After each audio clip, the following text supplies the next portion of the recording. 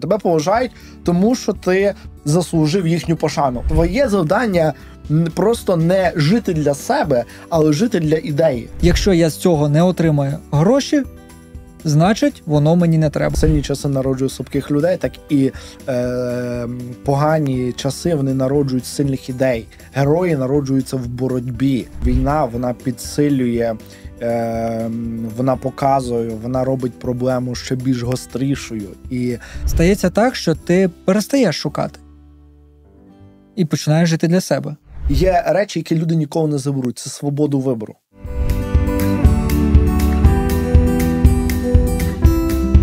Друзі, вітаю! Програма «Питання до виробника». Мене звати Микита Доброславський. І ми будемо сьогодні говорити про покликання. Будемо говорити, де його знайти, навіщо воно і чи потрібно взагалі людині цим замислюватися, коли варто замислюватися про це, чи просто достатньо жити для себе, а все інше, як то кажуть, почекає. Отож, про все це найближчі 30 хвилин мінімум точно будемо говорити. Сьогодні в наших гостях Василь Черняк, молодіжний пастор. Я щиро вітаю, дякую, що завітав, знайшов час. Вітаю вас. Привіт. Так. Одразу перше питання. Скільки часу вже займаєшся молоддю? Я молоддю займаюся орієнтовно вже 15 років. Просто з 16 років я почав активно займатися молоддю. Я був частиною молодіжної команди, яка займалась організацією молодіжного служіння. І я з того часу вже, скажімо так, в лідерській команді і вже 15 років. Мені не віриться. 15 років. Серйозний термін. Дуже серйозний. Потужно. Якщо говорити за покликання, 100% для молоді різних поколінь це, про це говориться, про це розповідається, проводяться бесіди. Якщо порівнювати умовно перші роки, як тільки почав служити, почав з ними працювати, з молодими людьми, і зараз, чи змінився підхід до самої цієї теми, і чи є різниця в тому, як доносити людині, молодій людині, що покликання – це потрібно, чи не потрібно це? Як взагалі відбувається оця робота тоді і зараз? Це тема актуальна всі часи, тому що ми так створені, що нас тягне до змісту, нас тягне до розуміння, для чого я створений, взагалі, чим я живу. І цим питанням молодь займається дуже інтенсивно. Протягом всіх століть молодь шукає, хто я, в який університет мені поступити, яку професію здобути. Тому це питання актуально завжди. І покликання – це, якщо так просто, навіть заховане в самому слові покликання. Тебе хтось покликав. Тобто, і ми, християни, ми віримо так, що коли ти народився, ти починаєш усвідомлювати себе, і Бог дає тобі певний план на твоє життя. Тобто він кличе тебе до обґрунтованого, змістовного, насиченого, цікавого і ефективного життя. Тобто він кличе тебе для певної цілі. Наприклад, коли мені в команду потрібна певна людина, я її кличу. Я кажу, приходь сюди в команду, ти, наприклад, будеш скарбник. От це буде твоя ціль, бо чому? Тому що я бачу в тобі певні таланти, певні здібності. І все. Я кличу людину, людина приходить в мою команду, вона працює і вона стає ефективною, тому що вона має до цього здібність, вона має до цього, ми говоримо таке слово, покликання. Ось так. Угу. Так, змінився сам підхід в роботі з молодою людиною, з молоддю от тоді і зараз? Чи все ж таки це незмінний процес? Покликання завжди є. Чи змінився підхід до молоді? Звичайно. Тому що мені здається, що зараз молодь задає більше питання, чому я повинен робити це чи інакше? Чому я покликаний до цієї чи іншої справи? Тому що раніше, мені так видається, що раніше молоді сказав, що треба робити це чи інакше, і вона тебе слухала, тому що був якийсь страх або авторитет перед старшими. Зараз ситуація змінюється, і тебе не будуть поважати, тому що ти старший, чи маєш якісь певні посади. Тебе поважають, тому що ти заслужив їхню пошану. Ось єдина причина, чого тебе будуть поважати. Тому змінився підхід. І люди будуть тебе слухати, якщо ти зробиш все, щоб вони тебе шанували. Тобто ти проявиш до них доброту, ти якимось чином позитивно вплинеш на їхнє життя. Угу. Ну, але ж знову ж таки, зараз, якщо взяти, а чому я це маю робити? Навіщо воно мені? Тобто для людини треба мотивація, виходить. Постійно треба, щоб окрім того, що покликання має бути, ще має бути мотивація. Це два поняття, вони йдуть разом, чи коли є покликання, є і мотивація, чи навпаки, є мотивація, є покликання?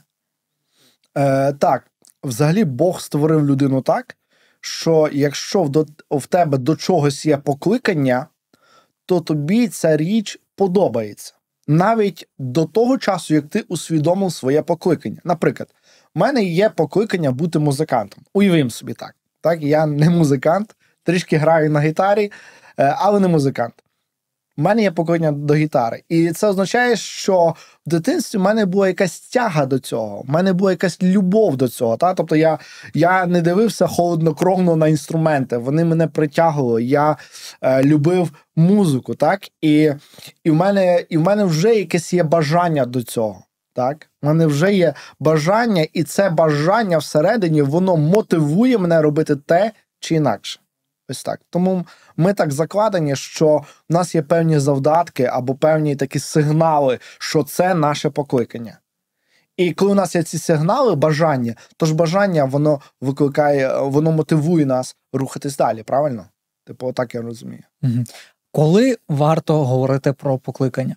З ким і який це вік має бути? Чи це має бути, умовно, підліток, якому там виповнюється 16 років, і разом з отриманням паспорта він сідає, йому кажуть: от дивись, ти маєш знайти своє покликання. Неважливо, де це. Чи це громадські якісь організації, чи це волонтерські якісь роботи, чи то церковні, чи державні і так далі.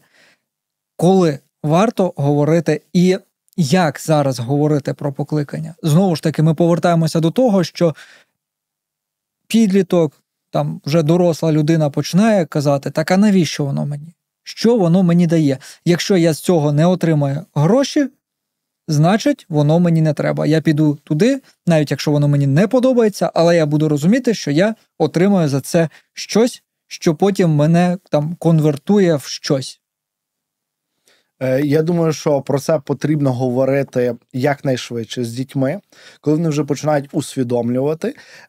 І треба починати розмову з того, що ти створений для чогось прекрасного, ти створений для цілі, ти створений не просто так. От ти народився не просто так, тому що кожна річ, яку ми тут бачимо, вона має певний смисл і певне значення. Так? Тобто ти маєш значення, твоє життя, воно має бути для чогось. І це вже коли людина починає усвідомлювати, хто вона є, тобто це починаючи вже, я думаю, що школи і далі. І це треба говорити, що на твоє життя є певний зміст і план. Друге питання, яке треба людині постійно задавати: що ти хочеш? Що ти хочеш, про що ти мрієш? Які в тебе є бажання? Бо дуже часто ці бажання – це є певним таким символом, який Бог вкладає в наше серце.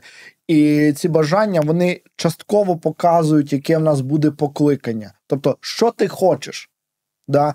Чому ти це хочеш? Задавати питання.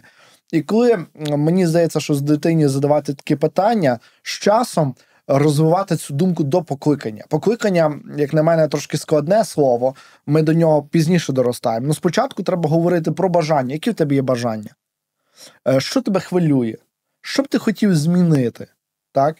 І дитина починає думати, і особливо, мені здається, що особливо діти включаються, коли вони вже стають підлітками, вони починають більше задавати питання, і вони більше починають включатися, і все. І так плавно перевести до покликання. Угу. Але щоб наша програма була цілком збалансована, чи варто говорити про покликання для людей віком за 30, за 40, за 50? Чи це вже не актуально? Про покликання варто говорити тільки з дітьми і молоддю. Чи все ж таки покликання, якщо, я не знаю, якщо ти не знайшов до певного якогось проміжку часу, ти можеш його знайти далі? Чи не можеш? Чи це поняття таке, якщо ти не знайшов, то все, ти тепер живеш далі, якось існуєш? Насправді завжди треба проводити аналіз свого життя. Тобто задавати собі питання, чи правильно я живу, для чого я живу, який зміст того, що я це роблю. Чи я живу згідно тих талантів і дарів, тих особистостей, які дав мені Бог, чи не живу. Тобто завжди повинна людина собі задавати питання. Тому що буває таке, що ми просто в гонитві за грошима чи в гонитві за якимось примарними, ілюзорними ідеями можемо заглушити своє покликання, можемо його десь лишити в стороні. Тому людині завжди треба перевіряти себе, тому що ходити згідно покликання – це як ходити на канаті. Типу, чи це просто? Ні, це не просто. Тому що завжди треба балансувати, правильно? Треба балансувати, щоб і ідею виконати, да, яку ти маєш в серці, а з другого боку і ми якось повинні жити, правильно? Типу, треба якось дбати про свою сім'ю, треба якось заробляти гроші. Тобто, треба постійно балансувати. Чи це просто? Ні. Чи це можливо? Так. Тому про це постійно треба дбати. Дбайте.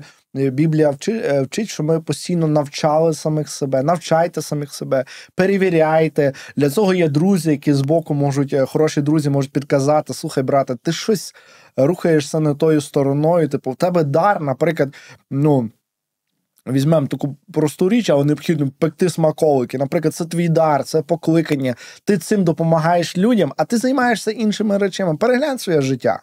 Можливо, треба щось робити інакше. Можливо, треба, скажімо, не йти за натовпом, а робити те, до чого в тебе горить серце.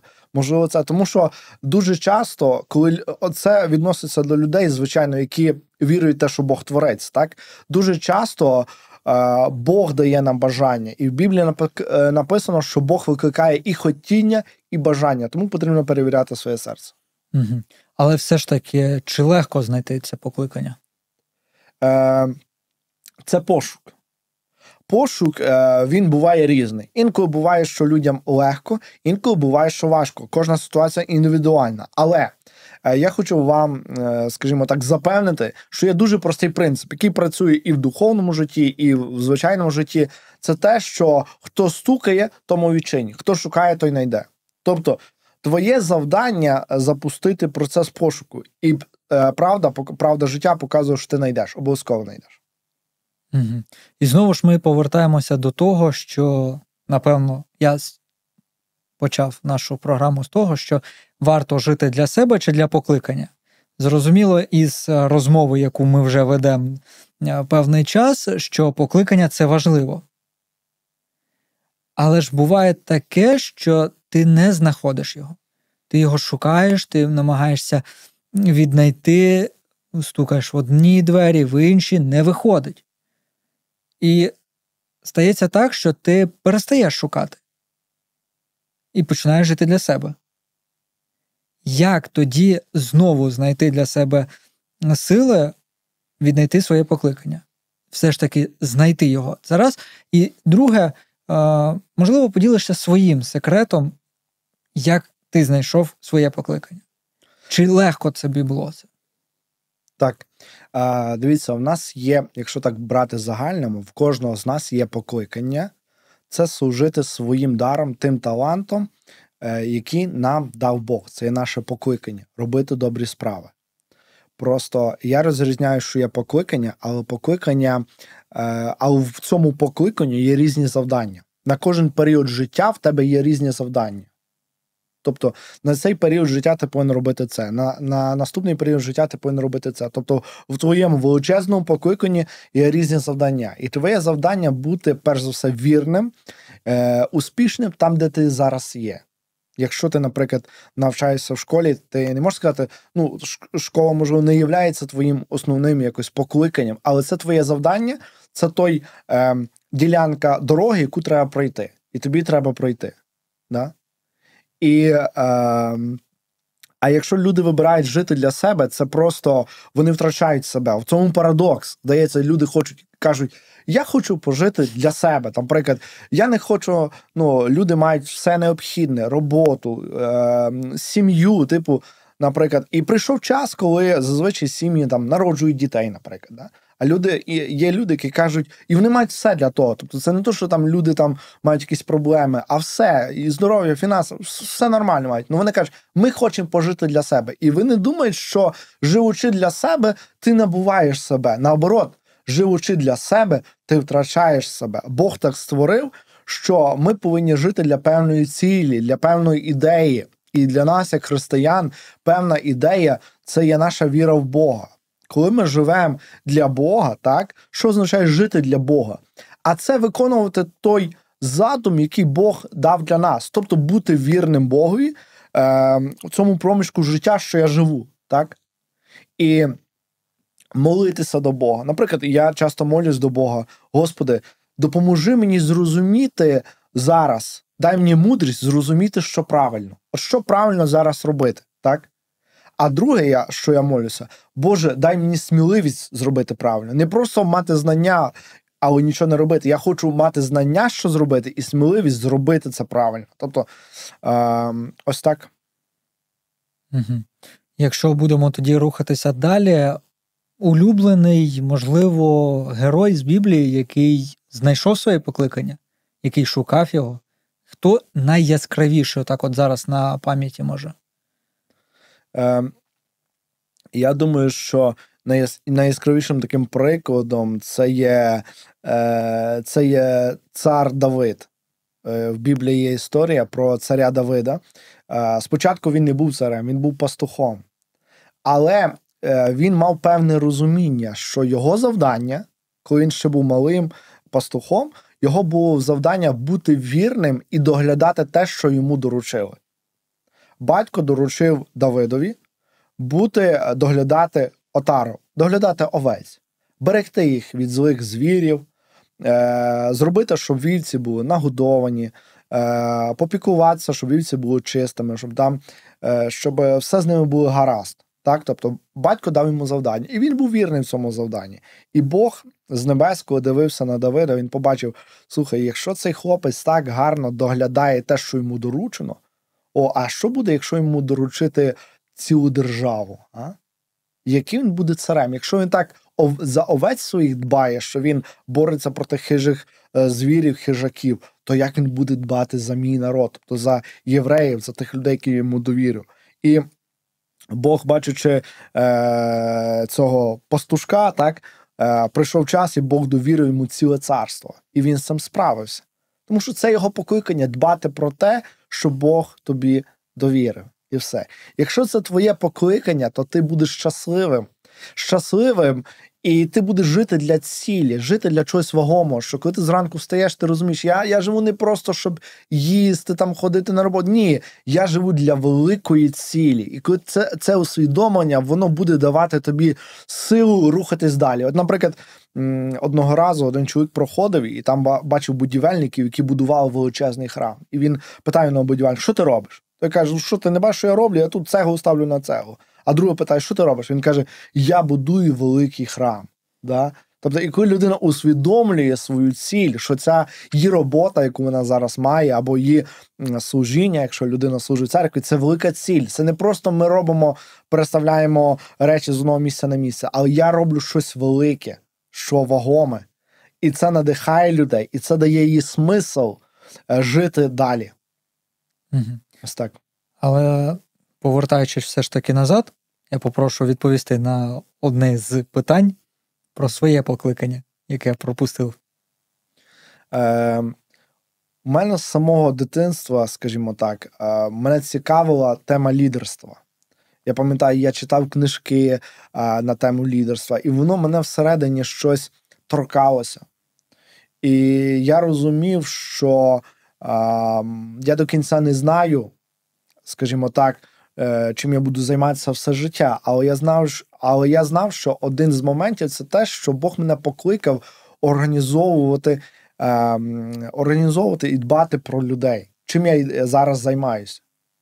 Бог, наприклад, покликав мене з дитинства проповідувати. Я, наприклад, проповідую, говорю людям про Ісуса Христа. Я з дитинства пам'ятаю, мій дідо був невоцеркований. Так? Він був дуже хороший дідо. Він, але він часто, час від часу любив трохи, хильнути. І все. І я пам'ятаю, як я був малий в селі там з дідом разом. Я дідові проповідав: діду, якщо ти не кинеш це все, якщо ти не покаєшся, ти підеш в пекло. Може, коли я проповідував, дідо не покаявся, перестав, дідо покаявся. Але суть яка, я десь в дитинстві вже мав потяг до того, щоб говорити за кафедру. У мене було бажання, так? Бажання, яке мотивувало мене далі цим займатися. І зараз я цим займаюся. Тобто зараз я часто проповідую, особливо молодим людям, розповідаю, що є надія, є життя, розумієш? Я займаюся цим, це моя улюблена справа, я люблю це робити. Я відчуваю насолоду, і я розумію, що це потрібно, тому що ті слова, які я говорю, це не є мої слова, це є слова, які записані в Біблії, а я вірю, що Біблія впливає на життя. Я не просто в це вірю, я це бачу. Коли люди чують добру новину, коли люди читають Біблію, це впливає на їхнє життя, розумієш? І я насолоджуюся, це мені подобається, це моє покликання зараз, на даний період часу. Я бачив проблиски його в дитинстві, а зараз я перебуваю в ньому. Зараз в мене є певні завдання, я їх виконую. Що буде завтра, я не знаю, які завтра будуть завдання. Але я впевнений, що там буде все гаразд, якщо я буду вірний. А чи були виклики? Виклики завжди є. Інколи ваше покликання – це відповідь на виклики.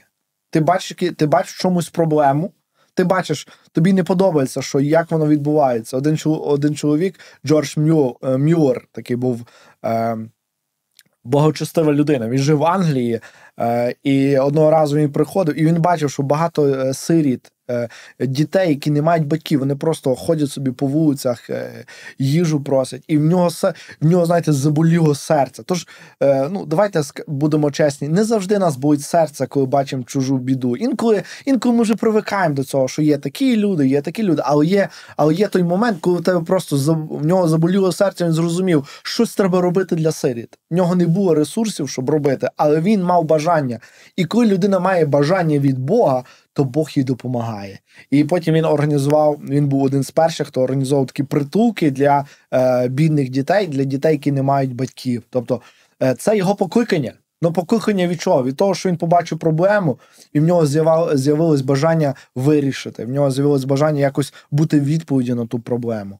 І так дуже часто буває, друзі. Якщо ви бачите якусь проблему, наприклад, хтось побачив проблему, що YouTube не україномовний, так, скажімо, багато московицької мови. Хтось це побачив проблему, і в нього з'явилась велика ідея. Слухайте, давайте ми зробимо наш YouTube україномовний, давайте ми хоч щось зробимо. І люди роблять, і є певний результат. Це їхнє покликання впливати на культуру, на те, щоб українці цінували свою культуру, любили свою мову, любили свою державу, тому що і це від Бога. Давайте, скажімо так, патріотизм, здорова любов до своєї держави, до своєї мови – це від Бога. Це Бог так створив. Бог створив різні народи.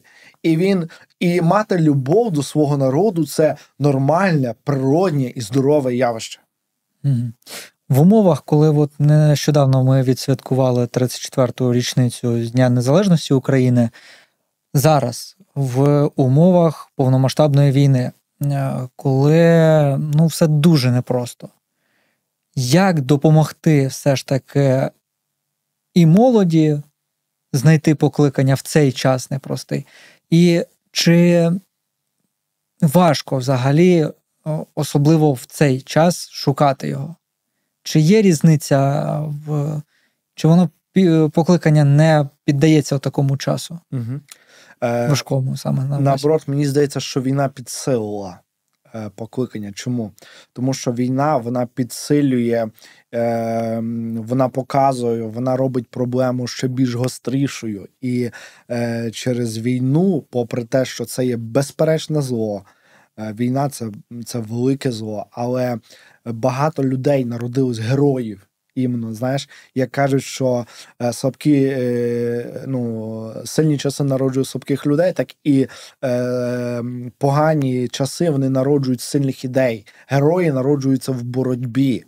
не коли ти як вареник в маслі, да, а коли в боротьбі народжуються герої. Тоді виходять Самсони, да, які там, якщо читати Біблію, є такий герой. Він народився не тоді, коли було все добре, а коли все погано. Тому народжуються герої. І в час війни молоді варто просто нагадувати, що все ж таки твоє життя має зміст. Я розумію, що дивлячись те, що робить ворог, інколи закрадається думка, це якийсь хаос, це якийсь безлад, не може бути якогось порядку, тобто не існує порядку, моє життя не має сенсу, тому що ось ця біда приходить, ось ця біда, а біда як приходить, то приходить зазвичай, вона завжди з подружку з собою тягне, да. Так, на жаль, буває. Тому в цей час нагадати, що твоє життя має певний зміст і певний смисл. Був такий психолог Віктор Франкл, він написав книгу таку, яка стала бестселером. Книга називалась «Психолог в концтаборі». І він розказує, що він як єврей попав в цей табір, який був для євреїв, де з нього знущалося, де він каже, що я вже нічого не мав. Забрав все, я був голий, босий, в стражданнях, і постійно над ним висіла смерть. І в цей момент він каже, я зрозумів, що єдине, що мене може втримати в цьому моменті, це розуміння те, що є речі, які люди ніколи не заберуть. Це свободу вибору. Це люди ніколи не заберуть. Вони можуть вбити моє тіло, вони можуть принижувати мене, але свободу вибору вони не заберуть.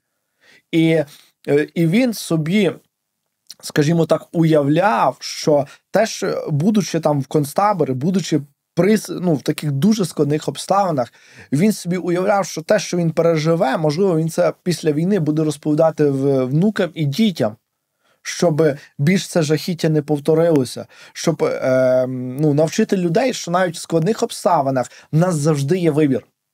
От ти, наприклад, їдеш в маршрутці, да? Тобі хтось став на ногу, так? В тебе є вибір крикнути на нього чи заспокоїти. В тебе є вибір. Тобто в тварині є рефлекси, знаєш, в собаків є рефлекси. Лампочка загоріла, слюньки потекли, тому що знаєш, що має бути їжа, так? Ми не так створені. Не вірте Докінзу і всім прихильникам теорії еволюції, які кажуть, що ми як тварини. Ні. Можливо, вони інколи відчувають себе як тваринами, але це не Боже. Ні. Ми люди, і ми маємо вибір. І це реально прекрасно. І це треба молоді казати. Ти маєш вибір, як ти будеш поводитися в цій ситуації. І друге, це роби, що можеш. Інколи пускаються, роби, що можеш з тим, що маєш, там, де ти є. Я казав Теодор Рузвельт, роби, що можеш. Я пам'ятаю, коли почалася війна, то в мене були різні ідеї, на початку війни були різні ідеї, що робити. І я так хотів щось зробити для країни, але зробити то, до чого в мене є дар, покликання. І я пам'ятаю одного разу, а я дизайнер трохи, я веб-дизайнер. І одного разу мене покликали одні люди, кажуть, слухай, ми робимо благодійний фонд, і робимо сайт для благодійного фонду, який буде збирати гроші для того, щоб підтримувати українців, які в біді. І ви знаєте, я зрозумів, що на той час це було моє покликання. На той час робити, тому що я допомагав робити сайт, який, скажімо, залучав різні кошти благодійників для того, щоб допомогти людям, які через війну опинилися в дуже складній ситуації. Ось так. На той час в мене було таке завдання. Зараз інше завдання. Але так чи інакше, ти повинен виконувати ту мрію, яку Бог дав тобі в серце. І не пускати в серці гіркоту. Коли люди пускають гіркоту, в них взагалі втрачається вихід. Вони просто не бачать нічого. Тому що, коли ти впускаєш в своє серце гіркоту, твій мозок перестає працювати. Вчені це пояснюють мудрими словами, і це ви можете прочитати в різних книгах, особливо книги, які пишуть про мозок, про те, як працює мозок. Простою мовою звучить так. Гіркота забирає в тебе здатність мислити. Хочеш мислити, ти повинен зрозуміти, що в тебе є вибір, як в цій ситуації поступати, робити, що можеш з тим, що маєш. І тоді буде певний результат. І тоді на сам кінець попрошу побажання для тих, хто буде дивитися, слухати, хто в записі, хто зараз слухає, хто буде вже дивитися в записі. Дорогі друзі, ніколи не пізно задавати питання, для чого я створений. Яке завдання на цей період часу? І відповіддю на це питання буде навіть показувати, де ви зараз знаходитесь. Для когось, наприклад, на цей період він, наприклад, для деяких жінок народилась дитина. Зараз період бути мамою, так, доглядати дитинку, особливо перші часи, коли вона тільки народилася. Для когось є інше покоління. Просто не встидайтеся і через молитву просто говоріть з Богом, так як ви говорите своїм другом. Кажіть: Господи, для чого ти мене створив? Що ти від мене хочеш? Бо він творець, знаєш, коли я, як художник, зробив, наприклад, оцей дуже класний стакан, я його вже похвалив, да? Я його створив для певної цілі, і я знаю, як його найкраще використовувати. Чому? Тому що я створив його. Так і Бог. Ми віримо, що Бог створив людей. І він найкраще знає, для чого нас. І ми просимо Бога: Господи, я хочу прожити змістовне, цікаве, насичене і ефективне життя. Допоможи мені. Отак моліться. Чесно. Отак моліться. Змістовне, цікаве, життя мусить бути цікаве. Насичене, ефективне життя. Так моліться. І робіть те, що ви можете робити. На даний час що ви можете робити? Хтось може робити це, хтось може там допомагати воїнам, хтось може це робити. Тобто багато є різних добрих справ, які треба робити. Тому що в Біблії написано, що ми створені в Христі Ісусі на добрі справи, які Бог наперед призначив. Тобто Бог наперед призначив певний вид добрих справ, які ти маєш зробити. Твоє завдання просто не жити для себе, але жити для ідеї. Розумієш? Тому що життя для себе, воно забирає радість. От люди, здається, жити для себе, от я буду щасливий. Та ні. Живучи для себе, ти забираєш радість. Бог так нас створив, що ми піклувались про інших, що ми виконували ті ідеї, які Бог нам дав. І те бажання, яке Бог вклав в наше серце. Тому, якщо коротко, вперед і вгору, і Божих вам благословень, будьте здорові, будьте щасливі і не бійтеся звертатись до Бога, щоб цей період історії прожити гідно, зробити те, що залежить від вас. Хай вас Бог благословить. Амінь. Василь Черняк, молодіжний пастор, був сьогодні у нас в гостях в програмі «Питання до виробника». Друзі, традиційно просто лишилися питання, обов'язково їх напишіть, ми знайдемо можливість, аби вам відповісти і, можливо, скерувати вас до когось, хто може вам ширше дати відповідь на ті питання, які у вас виникають. А ми ж з вами побачимося і почуємося вже за тиждень.